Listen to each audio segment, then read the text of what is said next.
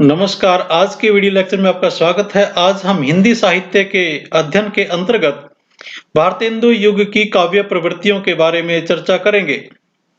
तो जैसा कि आप सभी जानते हैं कि भारतेंदु हरिश्चंद्र को आधुनिक युग का प्रवर्तक माना जाता है और इस दौरान बहुत सारे जो लेखक मंडल था, उन्होंने बहुत सारी साहित्य की रचना की, जिन्होंने बद्री नारायण चौधरी प्रेमधन जी हैं, प्रताप नारायण मिश्र जी हैं, राधाचरण गोस्वामी हैं, अंबिका दत्त व्यास, श्रीनिवास ठाकुर और मोहन सिंह नामक बहुत सारे ऐसे कवि हैं जिन्होंने इस दौरान काव्य रचनाएं की हैं।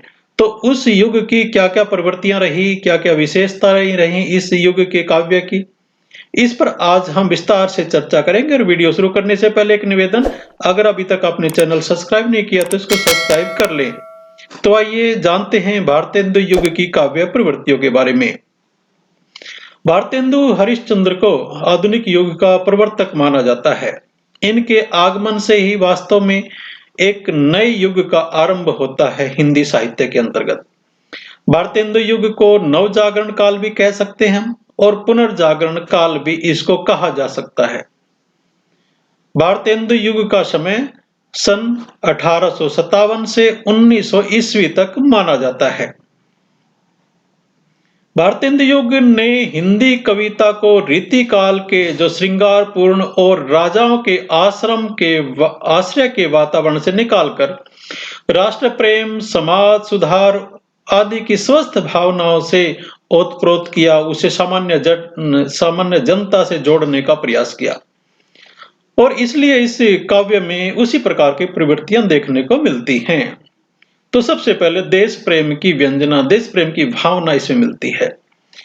अंग्रेजों के दमन चक्र के आतंक में इस युग में जो कवि थे, जो पहले तो वो विदेशी शासन का गुणगान करते नजर आते हैं। यानी इस प्रकार का एक यहाँ पर देखने को मिलता है कि कुछ कवि जो अंग्रेज राज है उसको बड़ा अच्छा मानते हैं। लिखा भी एक जगह, परम दुख में तिमिर जब भारत में छायो, यानी बहुत ज्यादा जब अंधेरा भारत में छाया हुआ था, तब ही कृपा करी इस ब्रिटिश सूरज प्रकटो, और तब ईसा मसीह ने, भगवान ने कृपा करी और भारत के अंदर ब्रिटिश राज का आगमन हुआ। लेकिन जल्द ही उनकी ये गलतफहमी दूर होगी कि भारत के जो अंधकार को यहाँ पर खत्म करने के लिए ब्रिटिश आए हैं। लेकिन शीघ्र ही ये प्रवृत्ति जाती रही। मननशील कवि समाज और राष्ट्र की वास्तविक पुकार को जल्दी ही समझ गए और अपने देश के प्रेम के गीत गाने शुरू कर दिए। बहुत दिन बीते राम प्रभु खोयो अपना देश, खोवत है बैठ के भाषा भोजन भेष। बाल मुकुंद गुप्त ने लिखा है, हे भगवान, बहुत दिन हो गए अपना देश को खोए हुए, और हम अभी अपनी भाषा भी खो रहे हैं, अपना भोजन भी खो रहे हैं और अपना पहनावा भी खो रहे हैं। ये वो समय था जब विदेशी वस्तुओं के बहिष्कार के लिए, ईश्वर से स्वतंत्रता की प्राप्ति आदि रूपों की सांस्कृतिक जो राष्ट्रीयता के प्रति, और इसमें इसके स्वर बुलंद किए गए, और इसमें हिंदू राष्ट्रीयता का जो स्वर था वो प्रधान था। इन कवियों ने एक और तो अपने देश प्रेम की भावना के कारण का वर्णन करके आंसू बहाए, और दूसरी ओर अंग्रेज सरकार की आलोचना करके देशवासियों के मन में स्वराज्य की भावना भी जगाने का कार्य किया।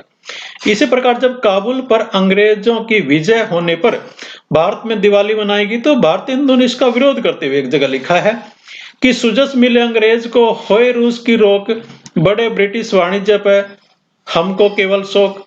तो यहाँ पर कहा गया कि जो अंग्रेज थे उनको यश मिला है, और उन्होंने क्योंकि रूस को रोक दिया है काबुल अफगानिस्तान के अंदर, और ब्रिटिश का इससे वाणिज्य बढ़ेगा, उसका व्यापार बढ़ेगा, और हमको तो केवल दुख ही होगा।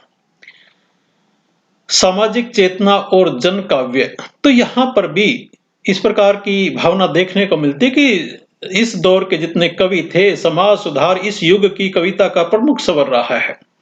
उन्होंने किसी राजा या आश्रयदाता को संतुष्ट करने के लिए काव्य रचना नहीं की, बल्कि अपने हृदय की प्रेरणा से जनता तक अपनी भावना पहुंचाने के लिए काव्य रचना की। ये कवि प्राचीन भारत को जगाना चाहते थे, इसलिए जो समाज सुधार थे, ऐसे विभिन्न मुद्दे जिस प्रकार से स्त्री शिक्षा है, विधवा विवाह है, विदेश यात्रा का प्रचार है, समाज का आर्थिक उत्थान, समाज में एक दूसरे की सहायता, ये सारे स्वर उनकी कविता के अंदर मुखरित होते हैं।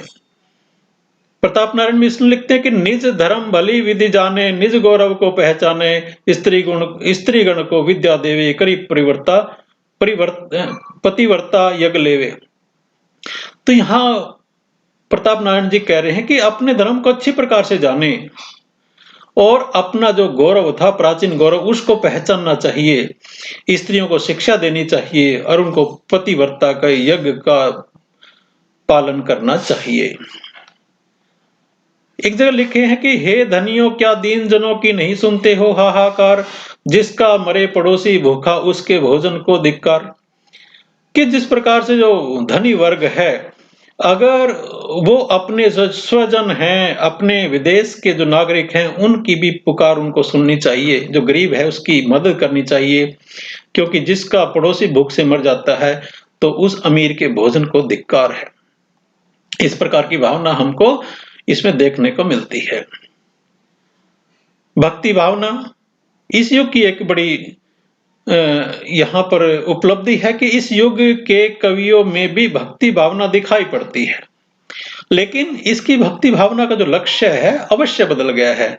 अब वो अपनी मुक्ति के लिए नहीं, बल्कि देश कल्याण की मुक्ति के लिए भक्ति करते दिखाई पड़ते हैं। यानी भारतीय युग के अंदर जो भक्ति भावना है वो भी देश प्रेम से जुड़ी हुई है। और यहाँ हरिश्चंद्र जी लिखते हैं, भारतेंदु जी, कि कहाँ करुणा नदी के सब सोए, जगत नहीं अनेक जतन करी भारतवासी सोए रोए। हे करुणा नदी कहाँ सो गए हो, हे कृष्ण कहाँ सो गए हो। इस जगत के अंदर जो भारतवासी हैं वो अनेक जतन कर लिए हैं और वो अभी भी रो रहे हैं। इसके अलावा भारतीय हिंदू युग की एक और विशेषता कि इन्होंने हिंदू संस्कृति से प्यार था। पिछले युगों की प्रतिक्रिया स्वरूप ये युग, इस युग के जो कवि थे वो कविता में संस्कृति के अनुराग का गहरा भाव जाग उठा था उनके। यानी अपने संस्कृति के प्रति एक मोह की भावना थी। सदा रहे दृढ़ यह मैं, निज साचा हिंदूपन, घोर विपत हूं परे दिग नहीं आन और मन। बाल मुकुंद गुप्त कहते हैं कि बहुत मैं दृढ़ करके अपना जो सच्चा एक हिंदूपन है वो मेरे अंदर जागृत रहना चाहिए। चाहे कितनी घोर विपत्ति आ जाए, मुझे अपनी आन और इज्जत और मन, इन दोनों पर दृढ़ रहना चाहिए। भारतीय हिंदू युग की एक अन्य विशेषता है कि प्राचीनता और नवीनता का समन्वय। आप सभी जानते हैं कि ये आधुनिक युग के प्रवर्तक थे, यानी आधुनिकता को भी अपना रहे थे और जितनी भी हमने परंपरा के रूप से प्राचीनता थी उसको भी इन्होंने समन्वय रूप से अपनाया था। इस युग के कवियों ने एक और तो हिंदी काव्य की प्राचीन परंपरा थी उसको सुंदर रूप में अपनाया, तो दूसरी ओर नई परंपरा की स्थापना भी की। इन कवियों के लिए प्राचीनता जो वंदनीय थी तो नवीनता अभिनंदनीय, और ये प्राचीनता और नवीनता का समन्वय अपनी रचनाओं में करते रहे। भारतीय हिंदू अपनी प्रबोधनी के रूप में प्रभाती शीर्षक कविता में प्राचीनता और नवीनता का समन्वय करते हुए श्री कृष्ण को जगाते हैं। डूबत भारत नाथ बोगी जागो अब जागो, कि हे नाथ भारत डूब रहा है और अभी जाग जाइए। तो इसकी एक अन्य विशेषता, जो प्रमुख विशेषता है, निज भाषा प्रेम, यानी अपने भाषा से प्रेम। संस्कृति से प्रेम तो था ही, लेकिन भाषा भी संस्कृति की एक अंग होती है।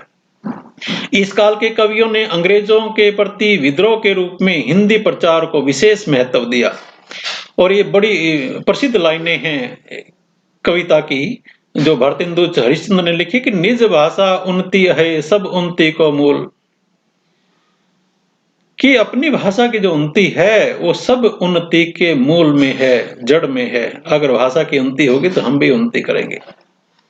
प्रताप नारायण मिश्र लिखते हैं कि जपो निरंतर एक जबान, हिंदू हिंदी हिंदू हिंदुस्तान। यहां पर भी हिंदी की बात की गई, अपनी भाषा के प्रति प्रेम की बात की गई है। यद्यपि इस काल का अधिकतर साहित्य ब्रज भाषा में था, किंतु इन कवियों ने ब्रज भाषा को भी सरल और सुव्यवस्थित बनाने का प्रयास किया है।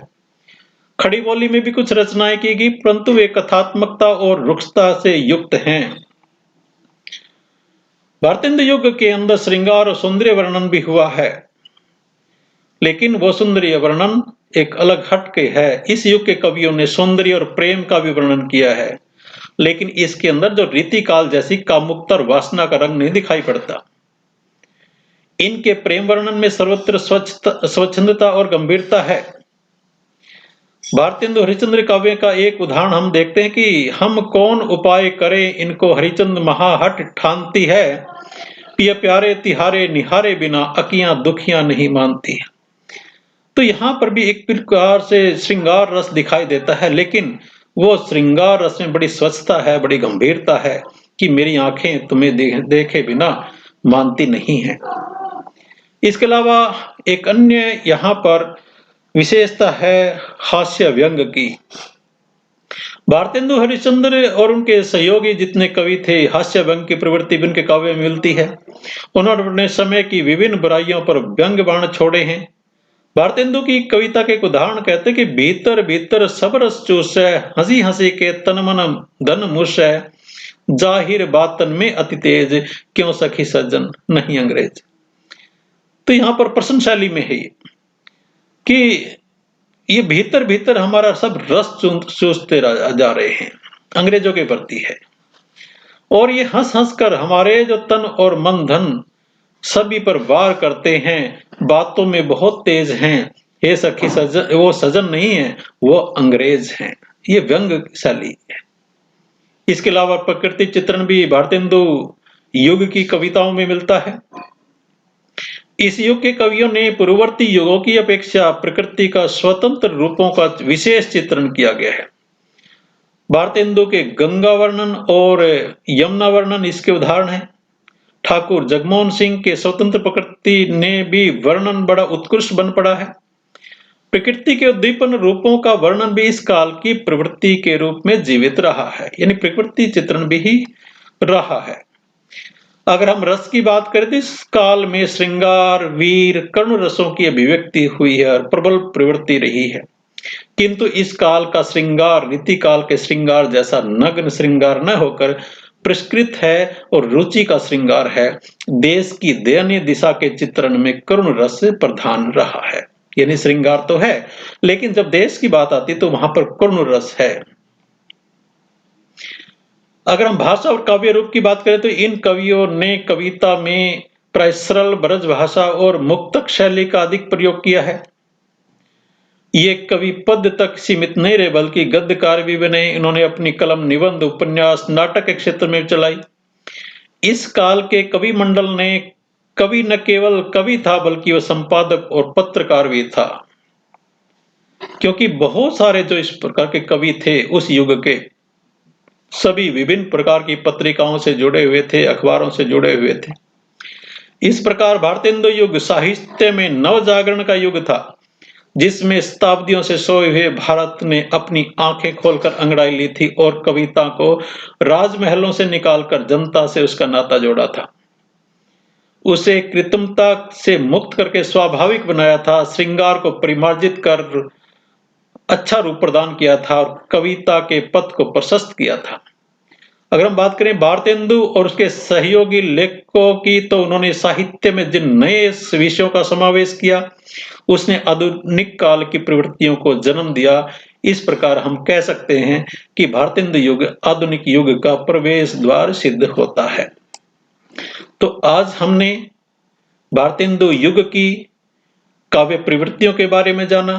तो हिंदी साहित्य के एक यहाँ पर विद्यार्थी होने के नाते आधुनिक काल का जो हिंदी साहित्य है उसका अध्ययन में बहुत इंपॉर्टेंट है। आशा है आपको पसंद आया होगा। कमेंट करके जरूर बताना। आपका धन्यवाद। जय हिंद, जय भारत।